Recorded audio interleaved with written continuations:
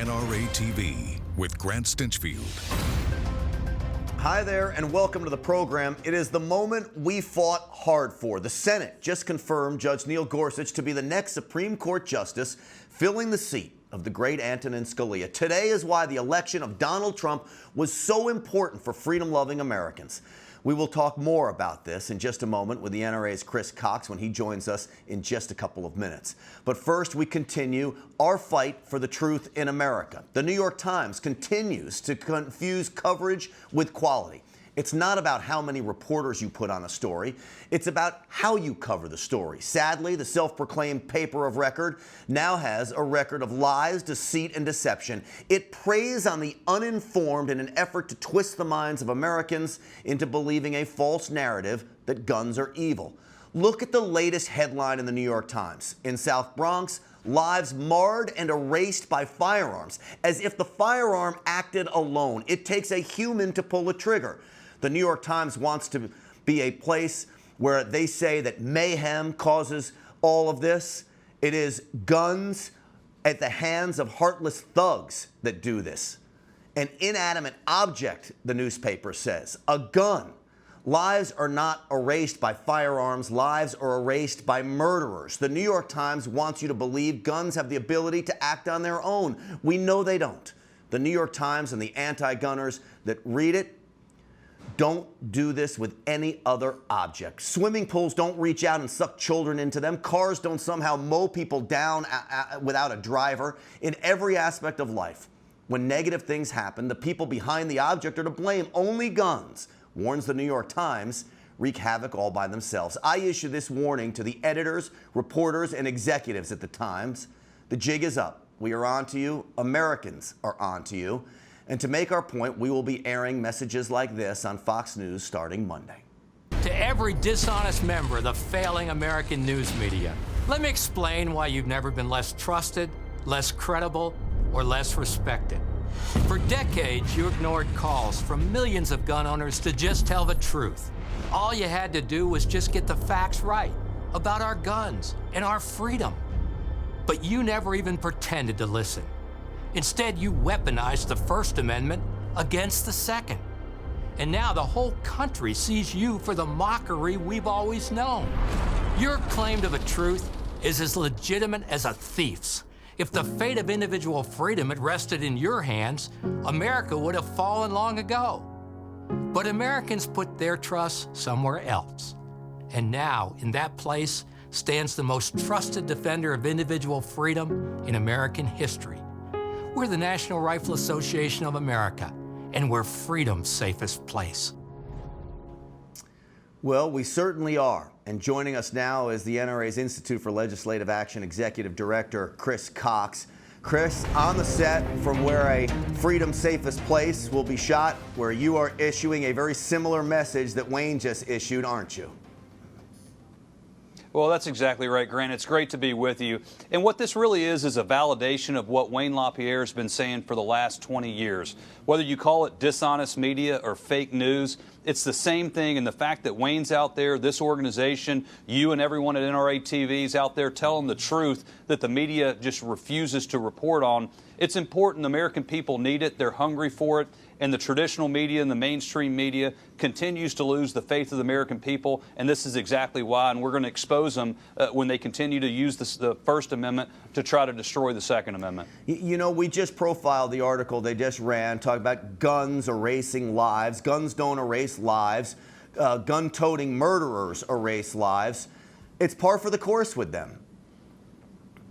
Well, and Grant, the American people are smarter than the media gives them credit for. The American people knows that it's the criminals in Chicago that are out there causing problems. It's the criminals in Baltimore and all these cities across the country, and that law-abiding gun owners are not the problem.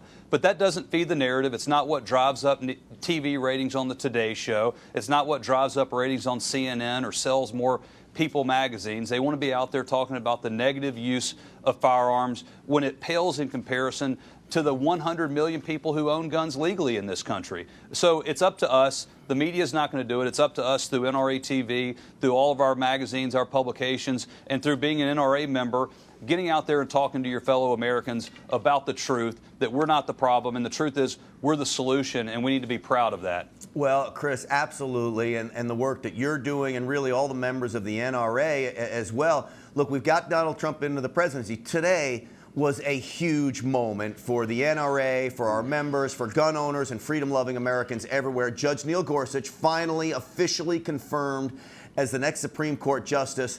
Boy, we all worked hard for this. Well, Grant, you're exactly right. And today's a historic day. I mean, we look back at important times in Second Amendment history, whether it was 1986 with the Firearms Owner Protection Act, or 1968 with the Gun Control Act, or 1934. This is going to be one of those times in American history that's studied by future generations, the day that the Supreme Court moved back on the side of individual freedom, back on the side of the Second Amendment.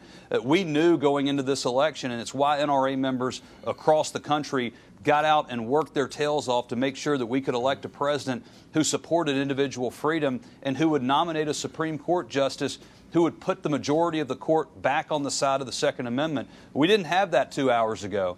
We didn't have a basic 5-vote majority on the Supreme Court until the Senate finally did the right thing. They confirmed President Trump's nominee and Judge Gorsuch. Today is a great day for freedom, but the fight doesn't stop. The truth is, we're no longer going in reverse. We don't have to worry about Hillary's Supreme Court pick. But right now, we're right back to where we started with Justice Scalia was alive. We have a lot of work to do. We need our members and all our supporters across the country to stay engaged, because we can't build upon the Heller decisions and McDonald decisions without your help and without your support. But working together, we can start to gain back some of this lost freedom and start to fight every day the way we are to make sure that this freedom's fully recognized and fully appreciated. You know, Chris, now having Gorsuch on the Supreme Court, it creates a firewall, at least, that if some of these anti-gun cases get to the Supreme Court, we've got some protection there. But boy, I look across the country and I look at some of these cases and legislation trying to be pushed through. This battle is now being waged at the Statehouse, not so much Washington anymore. Well, and the truth is, and Grant, we've talked about this, the election night in 2016 was historic. It was great. We all woke up the next day on cloud nine, ready to get back to work, ready to go fight for our members and our supporters across this country. But something else happened, and our opponents woke up, and Michael Bloomberg was still worth between $38 and $50 billion with a willingness to spend it to dismantle this freedom. We've seen the protest, the violence out there in the streets, the rejection of a duly elected president, Donald Trump. You've seen the left, the other side, just come unglued and fighting and disrupting and doing everything they can to undermine this organization, to undermine this freedom, to undermine this president and the principles and ideals that we stand for. And we have to recognize that. This fight is very real. It's right in front of us. It's now our time. We have a lot of work to do. There's a lot of great things we can accomplish as long as gun owners and NRA members stick together and recognize that this fight is still happening every day, and it's up to us to take the fight to them. Yeah, my biggest fear is that people start to forget or get lackadaisical about this fight. As you mentioned with Bloomberg, we have a billionaire willing to spend millions of dollars on this fight against our guns. Without members helping the NRA out, boy, it's going to be a massive fight against Michael Bloomberg. Well, there's no question about it. And again, they are doing everything they can on the other side to undermine this president. And we're this president's grassroots army. We're his greatest supporters when it comes to pushing individual rights, pushing this freedom, and moving the ball forward when it comes to not only executive actions, but the legislation we've talked about, whether it's right to carry reciprocity, whether it's Hearing Protection Act. But those things aren't just going to happen. The members of Congress didn't wake up the day after the election and say, hey, you know, let's go expand upon self-defense and defend this freedom. It's up to us to keep the pressure on them. It's up to us to continue to support one another. It's up to us to go out and speak to as many people as we can. You have a great platform with NRATV, but all of us individually, have a great platform because we all have friends, we all have email lists, we all have people that we can reach out to and explain to them what's at stake. Explain to them that this fight is not over, and in a lot of ways it's just beginning, and that the NRA is going to be the tip of the spear, but we're only as strong as the people standing behind us, and we need the entire country, regardless of what state you live in, we need the entire country rallying behind us. If we do that, we're going to effectuate some policy changes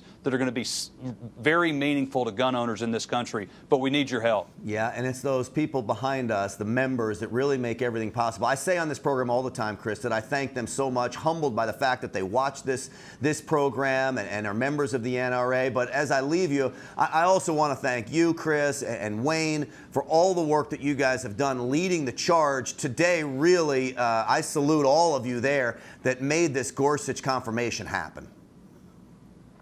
Well, I can tell you, NRA members working across this country that helped elect a president who kept his word, who said he was going to put up a nominee for the Supreme Court, who supported individual freedom, who supported the Second Amendment, and he did that with Judge Gorsuch. The Senate did their job.